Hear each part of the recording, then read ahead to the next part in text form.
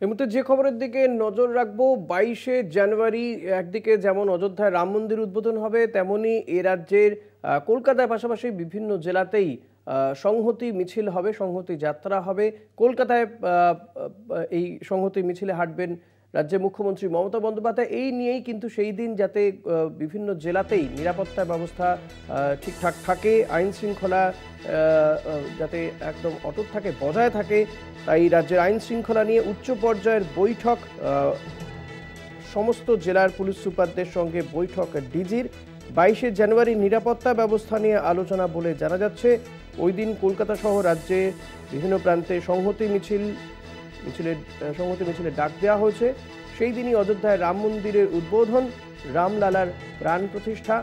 ফলত সেই দিন রাজ্যের আইন শৃঙ্খলা পরিস্থিতি যাতে কোথাও বিঘ্ন না ঘটে, সেটাকে মাথায় রেখেই উচ্চ পর্যায়ের এই বৈঠক। ডিজিপি রাজীব কুমার সেই বৈঠক, রাজীব কুমারের নেতৃত্বে সেই বৈঠক। বিশেষ প্রতিনিধি দীপ্তিমান ভট্টাচার্য রয়েছেন। দীপ্তিমান, কি জানা যাচ্ছে এই বৈঠক সম্পর্কে? আর দেখো, আজকে রাজ্য পুলিশের ডিজি কিন্তু এই বৈঠক করেছেন এবং বৈঠকে প্রত্যেক জেলার এসপিরা ছিলেন, পুলিশ সুপাররা ছিলেন সেই বৈঠকে। এবং বৈঠকে কিন্তু 22 তারিখ কিভাবে মিছিল হবে, কোন জেলায় কতগুলো মিছিল হচ্ছে, সেই মিছিলে কিভাবে কি নিরাপত্তার ব্যবস্থা করা হচ্ছে তা সব তিনি খতিয়ে দেখেন।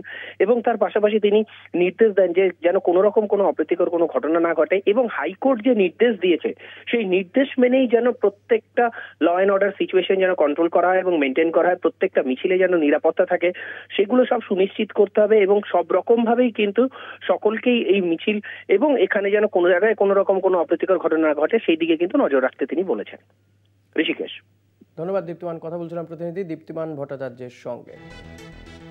22শে জানুয়ারি অযোধ্যায় রাম মন্দিরের উদ্বোধন করবেন প্রধানমন্ত্রী নরেন্দ্র মোদী। আর ওই দিনই কলকাতা সহ রাজ্যের বিভিন্ন প্রান্তে সংহতি মিছিলের ডাক দেওয়া হয়েছে। কলকাতায় পা মেলাবেন রাজ্য মুখ্যমন্ত্রী মমতা বন্দ্যোপাধ্যায় এবং সেই দিন যাতে নিরাপত্তা সুনিশ্চিত থাকে সেটাকে সুনিশ্চিত করতেই রাজ্যের বিভিন্ন জেলার পুলিশ সুপারদের সঙ্গে বৈঠক করলেন রাজ্য পুলিশের ডিজি রাজীব কুমার। এবং আইন শৃঙ্খলা পরিস্থিতি যাতে কোনোভাবে বিঘ্নিত না হয় সেই বিষয়টি নিয়ে আলোচনা করা হয়েছে আজকের এই বৈঠকে। সব জেলার পুলিশ সুপারদের সঙ্গে বৈঠকে সেই নির্দেশই দিয়েছেন ডিজিপি রাজীব কুমার।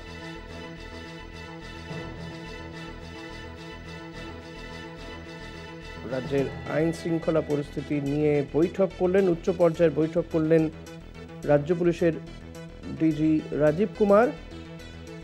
সব জেলার পুলিশ সুপারদের সঙ্গে এই বৈঠক করেন। 22শে জানুয়ারি নিরাপত্তা ব্যবস্থা নিয়ে মূলত আলোচনা হয়েছে।